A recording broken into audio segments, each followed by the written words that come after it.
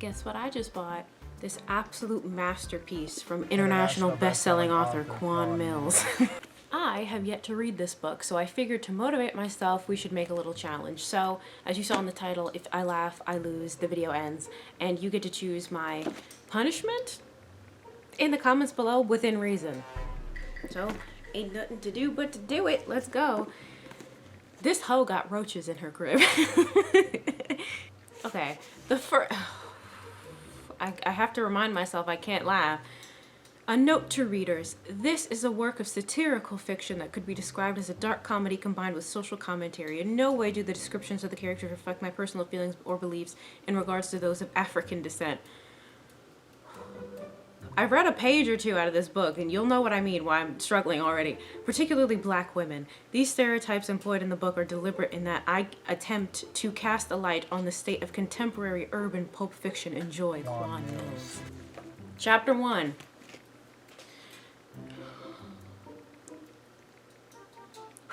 It's not funny. All these fucking roaches and shit. God motherfucking damn it. Fred Quisha's murderous gaze was laser focused onto 5 black brownish roaches, all ranging in sizes. Ugh, and a bitch ain't got time for all this shit today. I'm hungry and a bitch needs to get her ate. The agitated Section 8 Strag continued to nag. The biggest roach, Daddy Roach Sr., embarked on a dangerous journey to lead his family to a mecca of stale food. His wings lightly flapped. He used his long, wise antennas to lead his loyal wife of 32 days, their 2 well-trained teenage sons, and their precious baby daughter towards the distant smell of decaying Domino's pepperoni and sausage pizza crust hiding away in a dark corner of Fred Quisha's messy apartment and living room. Every 3rd Friday of the month, when them food stamps hit her EBT card, Fred Quisha usually treated her 3 kids to greasy pizza, spicy buffalo wings, and Cinesticks. The pizza fiesta was sort of like a food stamp renewal day of celebration. Truth be told, the pizza was always a way to get them motherfucking kids temporarily off her flabby, tatted back. Fred Quisha hated to have to spend her weekends watching her badass kids, especially when she needed to get ate out and dig. That was an exhalation of breath that was not a laugh. And dick down by some local Cherokee savage? I don't know what that is. Only God knows why she was so annoyed watching them. Ain't like that bitch had a job. That was an exhalation of breath that was not a laugh. Where her weekends were invaluable. Deserving precious relief from a hard week of work. Every day was a fucking weekend for this hoe. Anyways. This particular crust Daddy Roach Sr. scented had been nestled away for weeks, shit, probably months, out of the purview of other vermin living in the grimy apartment. Had Fred Quisha's mama taught her the importance of admiring cleanliness as a virtue, the months-old crust would have been a non-issue. Perhaps then Fred Quisha would have not been staring down the critter family, peacefully pilgrimaging along the hallway's dusty white cracking baseboard. I swear to God, these motherfucking kids keep my house nasty as shit. They getting on my last damn nerves, and I got shit to do today. Wait, what? They really gonna make me go off on them motherfucking asses. Fred Quisha griped under her dry, morning, blunt-infused breath. 냄새? 디스커스팅한 냄새가 나요. Ew. I didn't need to know that. Okay. Fred Quisha, better known as Moo Moo in the streets, positioned herself in close proximity to the migrant roach family. A bitch was ready to go to war against the critter enemies, invading her living room.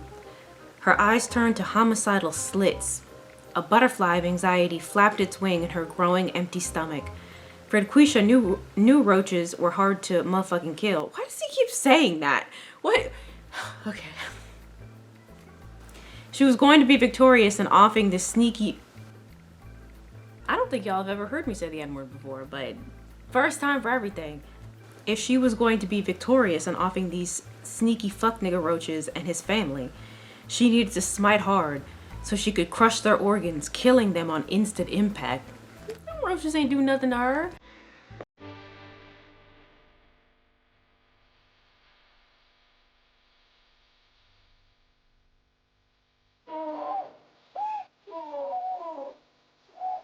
Frequisha raised her right foot, leaned down, and then pulled off her Walmart back flip-flop. a black flip-flop. Now armed and dangerous with the $2.99 plastic flip-flop in her hand, she slowly and carefully hovered her weapon over choice of Daddy Roach Sr. His long antennas waved side to side, unaware of Frequisha's looming death plot. Raised in Chicago's notorious Cabrini Green housing project high-rises till the age of 20, Frequisha had no trace of fear for roaches in her body. No fear of white mice, no fear of daddy-long-legged spiders, not even a trace of fear for Norwegian brown rats. Once a major problem in Chicago's slums. Ducking and dodging at the sound of rapid gunfire was the most valuable tool any young nigga growing up in Chicago's fucked up and ultra-violent housing projects had to learn quickly. And then the next valuable housing project survival skill young niggas had to acquire was the art of killing roaches. Fear of stray bullets aside, any child, regardless of socioeconomic status, starts off with an intimate fear of insects, bugs, and other creepy, monstrous creatures. Nonetheless, young project niggas are taught to cultivate Japanese samurai warrior-like fearlessness when it comes to living with roaches. Why? There's a 99.9999% chance these kids are going to be roommates with bugs until the day they leave their piss-smelling public house residencies. Therefore, from a tender age, young Cabrini kids got initiated into a gang of hardened roach murderers, learning how to gangbang on those motherfuckers when they encroached their set, living room, bedroom, kitchen, etc. So with all that being said, you already know a ghetto bitch like Frequisha was a certified roach hitter. Concentrate, bitch, you got it. Frequisha thought to herself, kill these fuck niggas. Okay, I'm sorry. I tried so hard. No, I got to page 3. Fuck, I thought I was gonna be better than that. Okay. Damn. Well, I guess you gotta decide what my punishment is in the comments section down below. Again, I'm not streaking. I'm not popping my punani for nobody, so it needs to be PG friendly is what I'm saying. And I guess I will do it. If you want me to read more from this book, I can totally do that because I just read like the bottom part of this page and oh my god. So I guess I will do the punishment if you want me to read this, like I said, in the beginning of the next video. But with that, I don't know. I just wanted to try to read this book. I failed miserably, but that's all I have for this video. If you like this video, then good for you, and I will see you in my next one. Bye. I love you. Bye.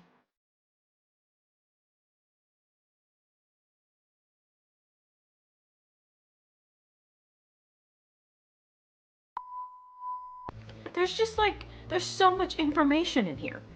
Why are we talking about, why is he Daddy Roach Sr.? Are the roaches sentient? Why does he have a name? Daddy Roach Sr. One of the greatest pieces of literature I've ever read in my life. Do you see how thick this book is too? Oh my god, this is gonna take me so long to get through. You know this has a 4.9 out of 5 stars on TikTok Shop, by the way. I can see why now. Okay, so we gonna mark the page for future entertainment purposes. Good lord, bro. Okay.